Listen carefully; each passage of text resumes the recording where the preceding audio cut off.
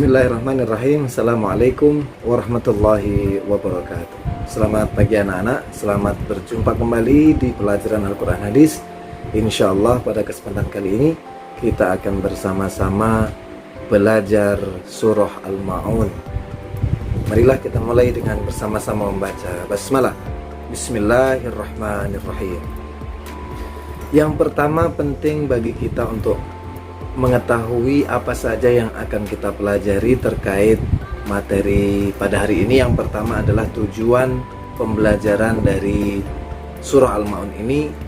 Kita harus bisa membaca dengan fasih sesuai dengan hukum bacaan ilmu tajwid yang ada, panjang pendeknya, makhraj hurufnya, maka harus bisa membacanya dengan fasih.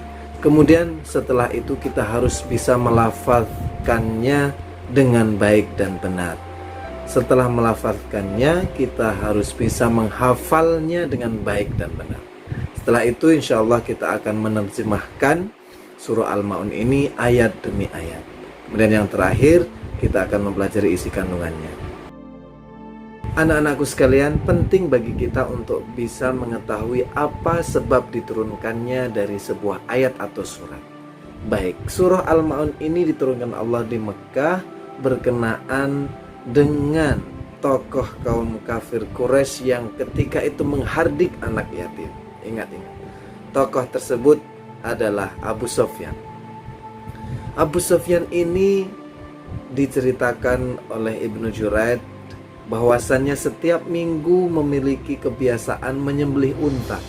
Namun karena kekikirannya, pelitnya, ketika datang seorang fakir miskin saat itu, Abu Sufyan tidak memberikannya. Anak yatim itu meminta sedikit saja dari daging yang disembelih dari unta itu. Namun apa yang dilakukan oleh Abu Sufyan? Menghardik dan mengusir anak yatim itu. Maka di saat itu menjadi sebab diturunkannya surah Al-Ma'un ini. Anak-anakku sekalian, marilah kita saatnya sekarang untuk membaca surah Al-Ma'un ini ayat demi ayat. Dengarkan dan tirukan dengan baik dan benar. A'udzu billahi minasy syaithanir rajim. Bismillahirrahmanirrahim. Ara'aita alladhi yukadzibu biddin, fadhalika alladhi yad'ul yatim, wa la yahuddu ala ta'amil miskin, fawailul lil musallin alladzina hum an salatihim sahun alladzina hum yura'un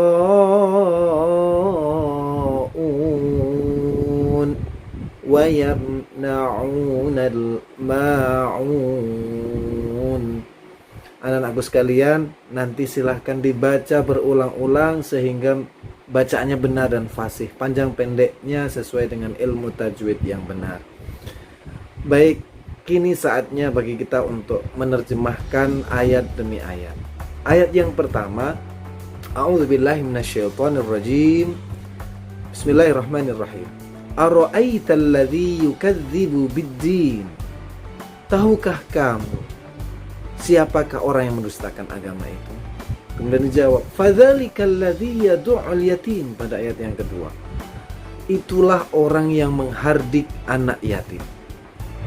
Ingat-ingat, itulah orang yang menghardik anak yatim.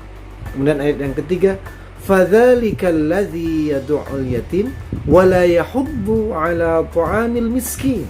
Ayat yang ketiga ini menjelaskan bahwasannya siapa itu orang yang mendustakan agama, yaitu yang pertama menghardik anak yatim, yang kedua adalah tidak menganjurkan untuk memberi makan orang miskin.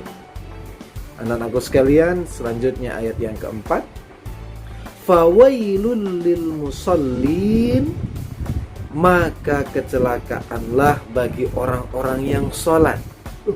Orang sholat celaka kenapa? Yaitu di ayat yang kelima, Ayat selanjutnya yaitu ayat yang kelima. Alladzina hum an salatihim sahun. Mereka itu adalah orang-orang yang lalai dalam sholatnya. Maka celaka bagi mereka, yaitu orang-orang yang lalai dalam sholatnya. Kemudian ayat ke-6, alladzina hum yura'un. Orang-orang itu adalah orang-orang yang berbuat riya. Riya artinya ingin dilihat, ingin dipandang sehingga mendapatkan pujian karena perbuatannya. Kemudian ayat yang terakhir, wa yamna'unal ma'un, dan enggan memberi makan fakir atau barang yang berguna, enggan menolong dengan barang yang berguna.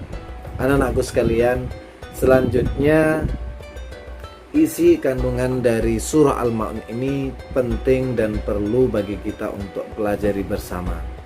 Di antara isi kandungan dari surah Al-Ma'un ini diantaranya adalah yang pertama, pemberitahuan kepada Rasulullah.